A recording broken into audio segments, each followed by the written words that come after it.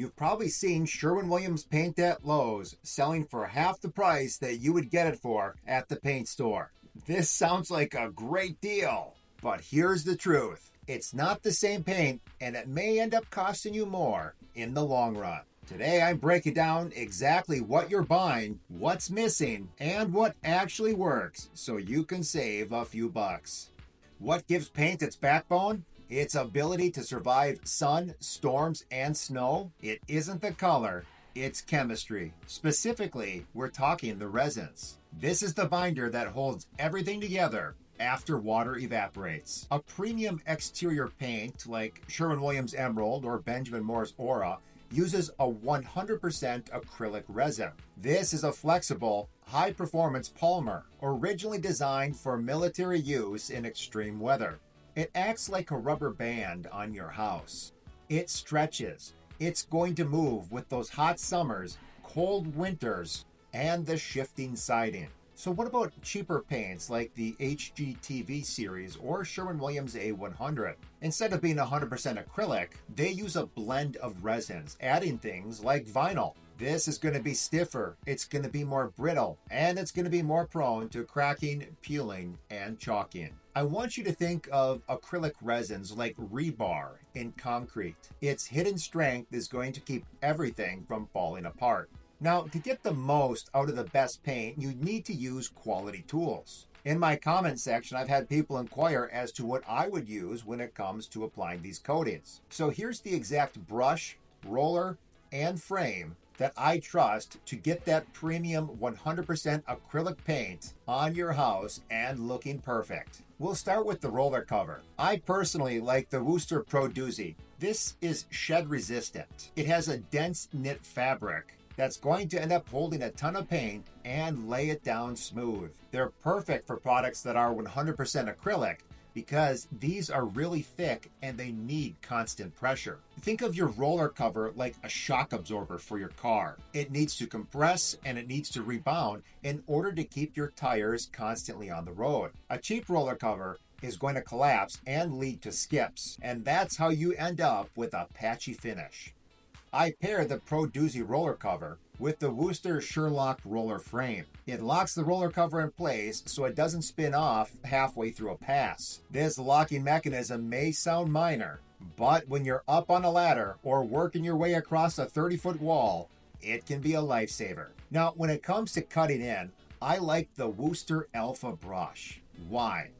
This brush has a nylon polyester blend, and it does a nice job of holding its shape in extreme heat, and it's not going to go mushy on you. That stiffness is going to give you a clean, tight cut line, especially with a thicker 100% acrylic exterior paint. The filaments are tipped and flagged. This means that it is purposely cut and designed for smoother paint release and less drag. You're not fighting this brush, instead you guide it. Here's the analogy that I always give to my clients. A cheap brush is like a worn out old marker. It frays, it skips, and it will bleed outside the line. The Alpha is a fine tip Sharpie. It's clean, it's sharp, and it's precise. I've linked all three of these tools in the description below. These are the exact tools that I hand to my crew on a serious exterior job. And the reason is they're built to perform. So let's talk about what that HGTV Home exterior paint really is. Now, we know that this product is sold exclusively at Lowe's, but it's not the same formula as Sherwin-Williams core lines like their Emerald, their Duration, or their Super Paint. It is an acrylic blend, but it's roughly 50 to 70% acrylic content, not 100 like the other paints. This means that it's going to be less flexible, more prone to cracking, and it isn't going to hold color or adhesion as long. I want you to imagine that you're baking a cake. Using the 100% acrylic paint is like using top quality ingredients, pure ingredients, such as flour, eggs, butter, sugar, all in the exact right amount. HGTV Home is like a cake mix built up with cornstarch. It's cheaper to make, but it doesn't bake or taste the same. Now, solids by volume is the percentage of paint that actually stays on your house after all the water evaporates. More solids is going to mean a thicker film, more protection, and fewer coats are going to be needed. HGTV Home Series paint usually runs around 33 to 36% solids. Sherwin-Williams Super Paint hits about 38%. Then we got Emerald, which tops out at an amazing 42% solids. This means that with Emerald, that you're actually leaving on up to 30% more of a higher quality and protective material. This is going to be on every coat when compared to the HGTV series. So if you're spending hundreds or thousands of dollars to mask off your house and get it prepped properly, why would you skimp on the stuff that actually stays behind? A thinner film means more coats, more callbacks, and less time before you have to do it again. Thin paint doesn't just wear out faster, it exposes the pigments underneath to the sun and weather. When binders break down from UV damage, you get what's called chalking. This is that white powdery stuff that you might get, say, when you rub your hand against the side of your house. What is that powdery stuff? That's the binders that are actually disintegrating. Once it's gone, the color fades fast and your paint film is falling apart. Budget paints don't just start out thinner. They're made of weaker resins and fewer additives, so they don't have the strength or the UV resistance to hold up, especially in full sun or harsh climates. So if you're painting the exterior of your house and you see that there's chalking, how do you fix it? First of all, I just want to warn you, you can't paint right over it. It's the equivalent of trying to put tape onto baby powder. It's just not going to stick very well. Here's what I would recommend. First of all, use a 3M medium grit sanding sponge. It's flexible.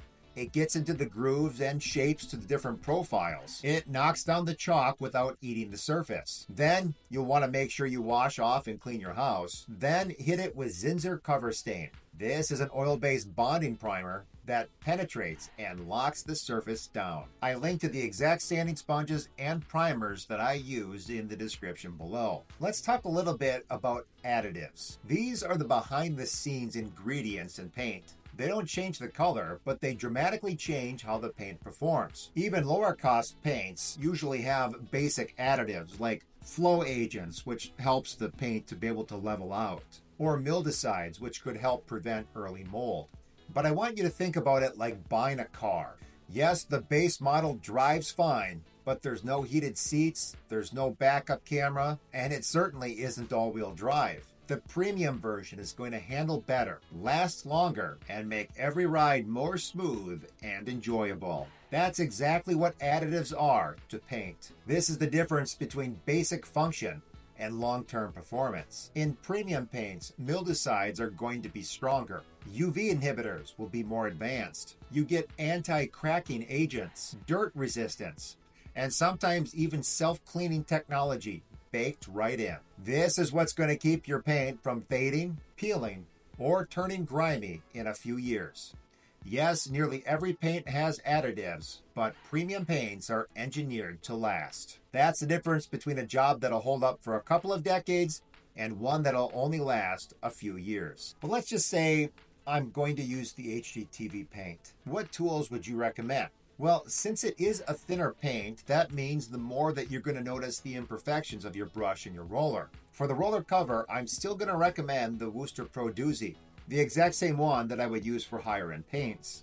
But here's why it's going to shine even more so for the HGTV paint. This roller is made out of a high density knit fabric that will hold onto the paint without overloading. With thinner paints, that's something that's really going to matter. A cheap roller is just going to fling things everywhere, or it'll just soak it up and never let it go. It's like pouring water into a sponge instead of a mesh strainer. One holds and releases it gradually, the other will just make a mess. I still am going to pair that with that Wooster Sherlock roller frame, because a slipping roller can ruin your cut lines and create a lot of splatter. Once again, that locking mechanism will keep everything tight. But here's where I would change. When it comes to cutting in the HGTV paint, I would go with the Wooster Silver Tip brush. It's going to be a slightly softer one when you compare it to the Alpha.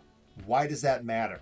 That's because it's built for smoother, lower viscosity paints. The Silver Tip is going to give you just enough flexibility to be able to avoid those brush marks while still keeping its beautiful shape. So if you're cutting in next to trim, gutters, or vinyl, that brush is going to feel like it's gliding. and not dragging. Here's an analogy. Using a stiff pro brush for a thin paint is like buttering your toast with a drywall knife. It's going to be too rigid, too rough, and just not fit right. But the silver tip, that's your butter knife. It's going to be smooth, accurate, and clean. I've linked to all these tools in the description below, as well as I pinned them into the first comment. Again, these would be the exact same ones that I would use if I had to make a retail grade paint look as professional as possible. So when does it make sense to use the HGTV Home paint? This product is going to be okay for low exposure areas like garages, sheds, or rental properties where you just expect that you'll be painting more often. For your main living spaces or areas that are exposed to sun, snow, and rain, especially in areas where I live, like here in Minnesota, stepping up to the 100% acrylic really pays off. It's like using cheap tires on your lawnmower. It sure is fine in the backyard, but you wouldn't want to take them out on the highway. So where would the HGTV Home paint fit into Sherwin-Williams lineup? Well, it's not the 100% acrylics like we talked about. So that would take care of all these products, which would then leave Sherwin-Williams A100. This is their entry-level, most economical product that they make. This is not a product that would be used by most professionals. So now you know why the Sherwin-Williams paint at Lowe's is cheaper and what it actually means for your home's durability. If you're seeing chalking already, check out my next video here. 6 signs that show you need to repaint. In it, I break down exactly what's happening to your paint coating and why. Also, if you want to know why I trust products like Sherwin-Williams Emerald Exterior, I do a deep dive into that product as well. Also, please don't forget to hit that subscribe button. We'll see you next time.